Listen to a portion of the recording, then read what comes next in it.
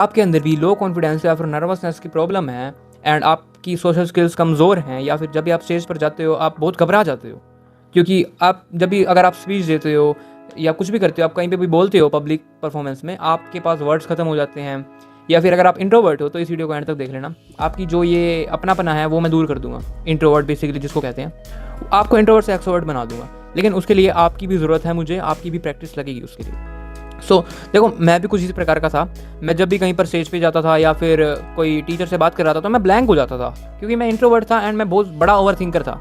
मैं ये सोचता था कि लोग मेरे बारे में क्या सोचेंगे, मेरी आवाज़ का मजाक तो नहीं उड़ाएंगे या फिर मेरी लुक्स का मजाक तो नहीं उड़ाएंगे। मैं ये सोचता था बेसिकली मेरी सोशल स्किल्स कमज़ोर थी, मेरी सोशल स्किल्स बहुत बकवास थी।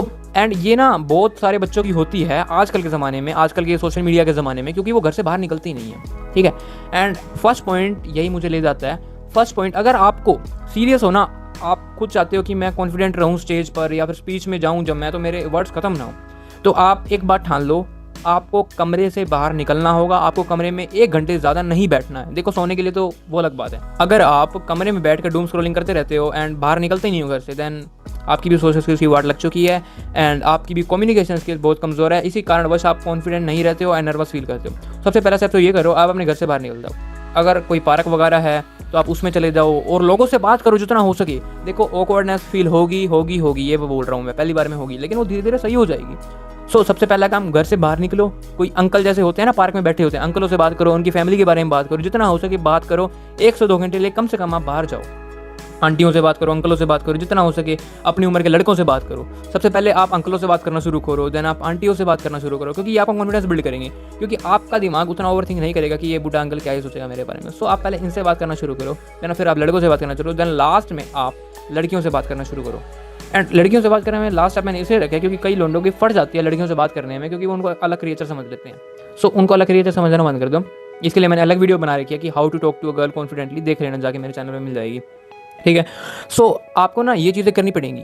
आपको ज़्यादा से ज़्यादा लोगों से कम्युनिकेट करना पड़ेगा, ज़्यादा से ज़्यादा लोगों से बात करनी पड़ेगी। अगर आप घर से बाहर किसी कारणवश नहीं निकल पड़ते तो एक काम करो, अपने किसी दोस्त को फ़ोन मिलाओ एंड उससे 15-20 मिनट बात करो, किसी भी टॉपिक पे बात करो, लेकिन करो बात, ज़्यादा से ज़्यादा कम्युनिकेशन बिल्ड करो। एंड देखो, मैंने 2 वाला एग्जांपल दे दिया, वो आपकी कम्युनिकेशन स्किल बढ़ा देगा। लेकिन अगर आपको सोशल स्किल या फिर नर्वसनेस को कम करना है ना, तो आपको अनजान लोगों से बात करनी शुरू करनी पड़ेगी। देखो, अगर आपके पिताजी की दुकान है ना, तो आप दुकान पे बैठ जाओ, कस्टमर आते हैं उन कस्टमर से बात करो, डील करो उन कस्टमर को। ये क्या करेगा, आपका जो स्टेज पर जो कॉन्फिडेंस कम होता है ना या फिर नर्वसनेस बिल्ड होती है, इससे आपकी नर्वसनेस कम हो जाएगी। ठीक है, एंड जो दूसरा सबसे बड़ा कारण है ना, लोग नर्वसनेस फील करते हैं, वो इसी कारणवश करते हैं क्योंकि वो ओवरथिंक होते हैं, ओवरथिंक ज़्यादा करते हैं। एंड ओवरथिंक इसलिए करते हैं क्योंकि वो खुद डिप्रेशन में होते हैं, एंड डिप्रेशन में वो इसलिए होते हैं क्योंकि वो सारा दिन कमरे में बैठते हैं।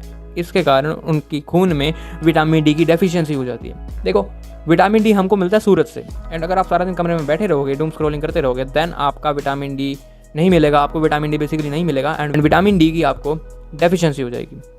देखो, अगर आप सारा दिन कमरे में बैठे रहते हो ना, डूम स्क्रॉलिंग करते रहते हो, तो क्या होता है कि आपको जो सूरज से विटामिन डी मिलता है ना, वो आपको नहीं मिलेगा एंड आपके खून में विटामिन डी की डेफिशिएंसी हो जाएगी, जिसके कारण आपको डिप्रेशन होगा, आप ओवरथिंक करने लगोगे, आप स्टेज पर जाओगे, आपको कॉन्फिडेंस कम हो जाएगा, आपको नर्वसनेस फील होने लगेगी। देखो, ये सब चीज़ें लिंक हैं एक दूसरे से।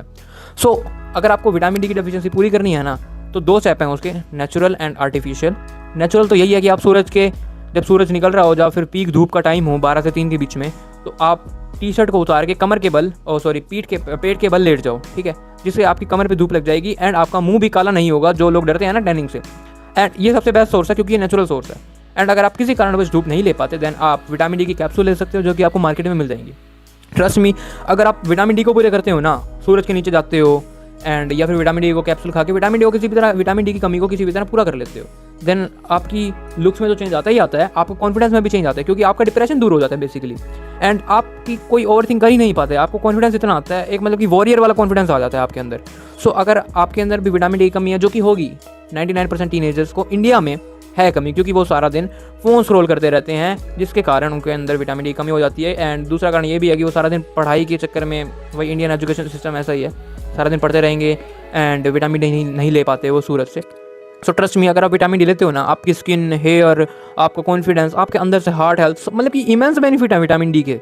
अगर आप विटामिन डी ले रहे हो ना, आपका ओवर थिंकिंग का कोई सवाल ही नहीं उठता। जिनको ओवर थिंकिंग की प्रॉब्लम है ना, सारा दिन कुछ ना कुछ सोचते रहते हैं, इनकी ये प्रॉब्लम दूर हो जाएगी। अगर आप, जो मैंने आपको बताया ना, अगर आप इन दोनों चीज़ों को फॉलो करते हो ना, बहुत तगड़ा वाला कॉन्फिडेंस आने वाला है आपके अंदर एक नर्वसनेस की वो फीलिंग खत्म हो जाएगी। सो अगर आप इन टिप्स को अप्लाई करते हो, आपकी भी सोशल स्किल्स 2 से 8 तक तो हो ही जाएंगी। 10 तो देखो किसी की भी नहीं हो पाती, बहुत कम लोगों की हो पाती है। सो आपकी ज़्यादा बेहतर हो पाएंगी। सो क्विक समरी दे देता हूँ। आप कमरे में बैठना छोड़ दो, आप कमरे से बाहर निकलो, लोगों से बात करो, उनको अप्रोच करो, जिससे आपका कॉन्फिडेंस, देखो पहले ऑकवर्डनेस होगी, कोई बात नहीं, लेकिन वो ऑकवर्डनेस कम होगी आप जितना ज़्यादा लोगों से बात करोगे। सो बाहर निकलो घर से एंड आंटी बुड्ढो सबसे बात करो, लड़कों से बात करो, लड़कियों से बात करो, ठीक है। दूसरा है आप अपना ब्लड टेस्ट कराओ। देखो आपके ब्लड टेस्ट में मैं गारंटी दे रहा हूँ विटामिन डी की कमी पाएगी ही पाएगी 99% टीनेजर्स की इंडिया में। सो बेसिकली अगर आप नहीं करा होते तो भी कोई दिक्कत नहीं है, आप सिंपली धूप लेना शुरू कर दो पीठ पे, या फिर विटामिन डी की कैप्सूल खाना शुरू कर दो। इससे होगा क्या, आपके खून में जो विटामिन डी की कमी हो रही है वो पूरी हो जाएगी एंड आप ओवर थिंक नहीं करोगे, आप डिप्रेशन में नहीं जाओगे, आपको नर्वसनेस सही होगी एंड आपका कॉन्फिडेंट बढ़ जाएगा। सो अगर आप इन टिप्स को अप्लाई करते हो ना, आपका गारंटीड, मैं गारंटी दे रहा हूँ, आपका कॉन्फिडेंस बूस्ट हो जाएगा एंड आपको कभी भी कोई ये वीडियो देखने की जरूरत नहीं पड़ेगी, how to perform in stage, सब कुछ आपका सोल्व हो जाएगा इन्हीं 2 टिप्स से। सो यही थी आज की वीडियो एंड जब तक मेरी नई वीडियो नहीं आती तब तक go and waste your time.